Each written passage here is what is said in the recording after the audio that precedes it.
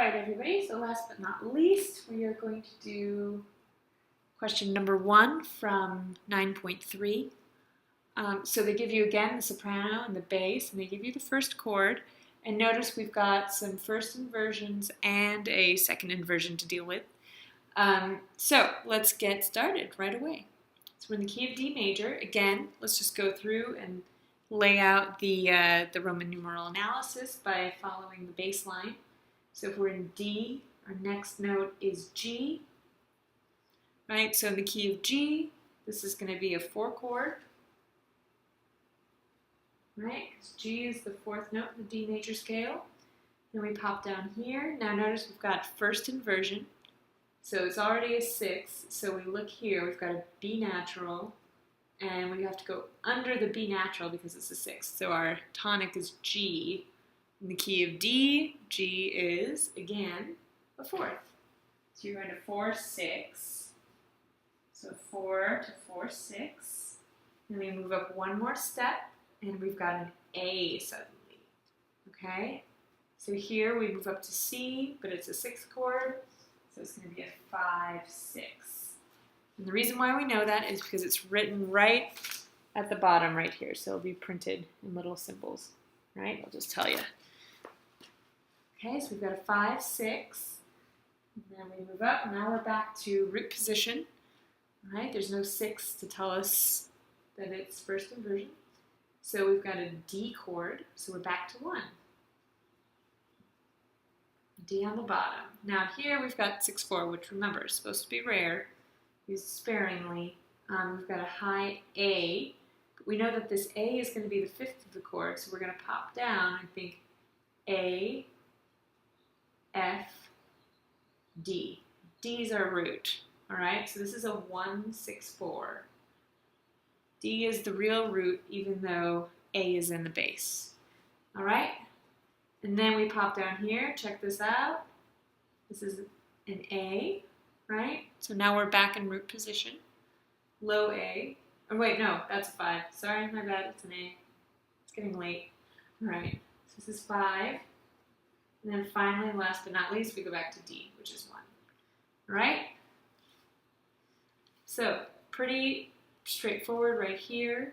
And notice this is a cadential sequence, so this is an okay use of a 6-4, the second inversion, because we're going 1, 5, 1. It's PAC. So let's fill this in according to what we're supposed to do.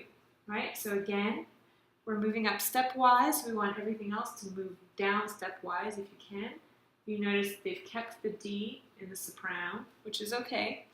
So if we can keep anything else, we will, but I don't think we can. So let's have the tenor go down to a B. Oops. And we'll have the alto go down to G.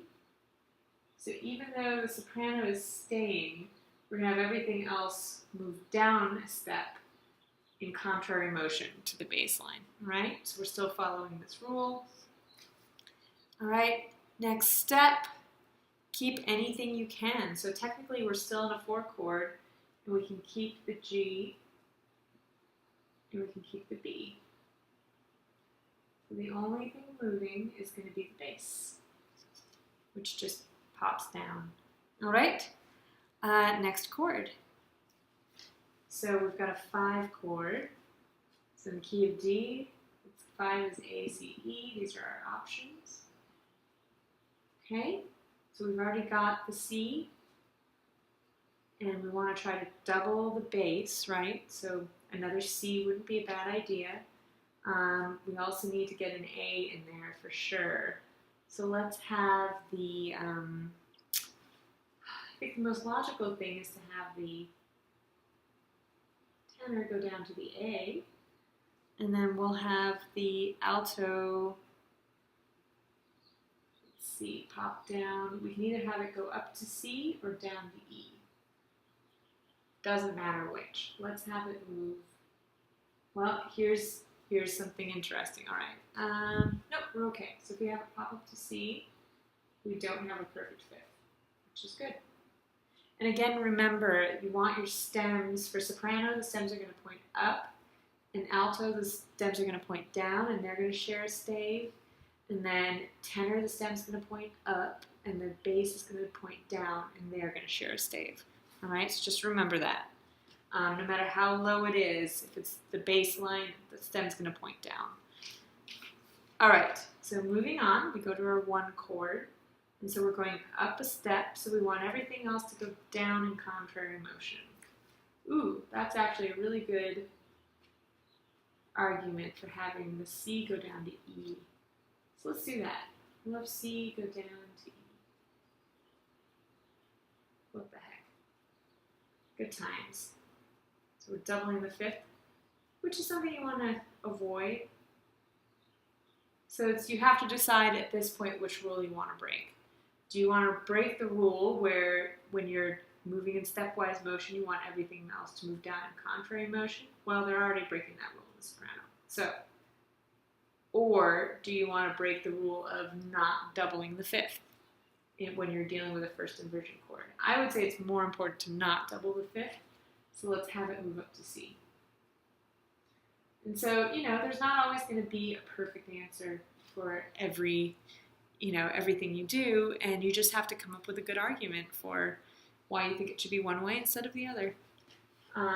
Yeah, this is what theory professors fight over. Okay, so moving on to the 1 chord.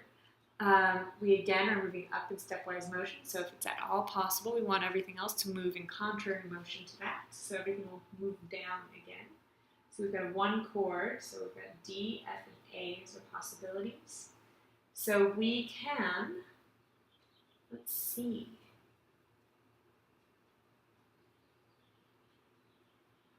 Well, why don't we have the A stay? 'Cause what the heck? We can do that. Otherwise, it's going to have to jump down quite a bit, all the way down to F. So if we can hold it, that's a good thing. And then let's have the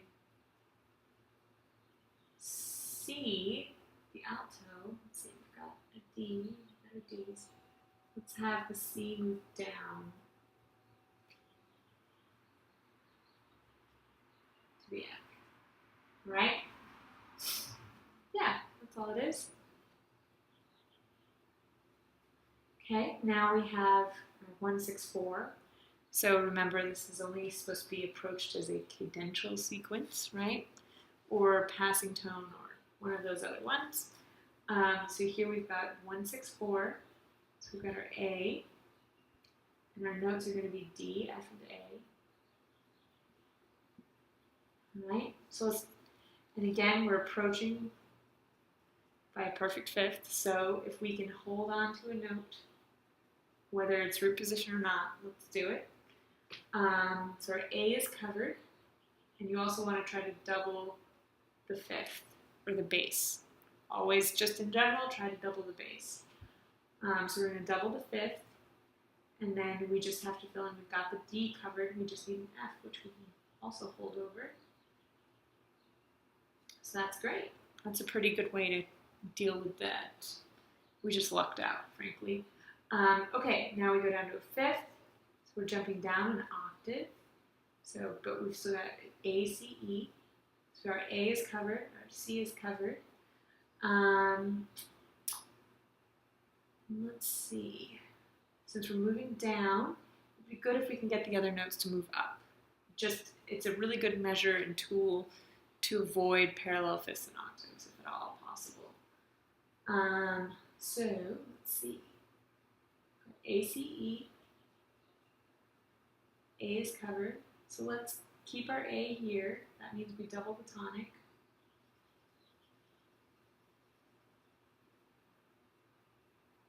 C, and then we'll have the alto move down to E. Just like that. Right? And then finally, last but not least, we have our, we go to 1. Alright, so we're moving into 5th. So we're going to try to keep those notes that are holdovers, the A. So we're going to keep our A.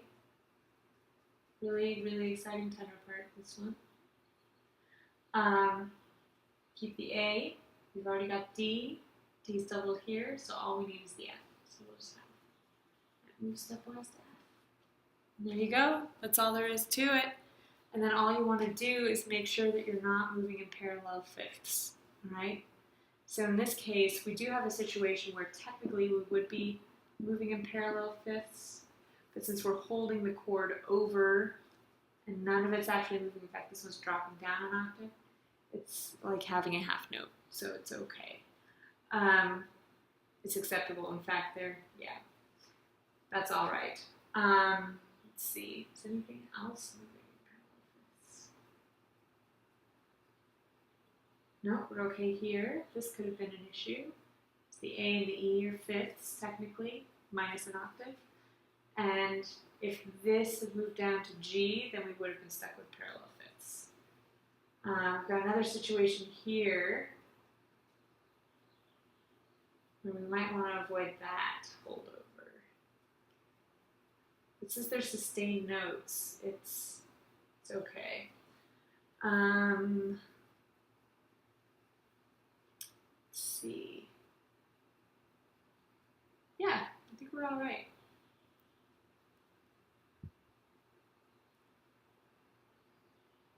Okay, well, that's it. So if you have any questions, let me know. It's pretty straightforward. And yeah, I'll be posting the assignments in a minute and getting this up on the internet. All right, have a good week, guys.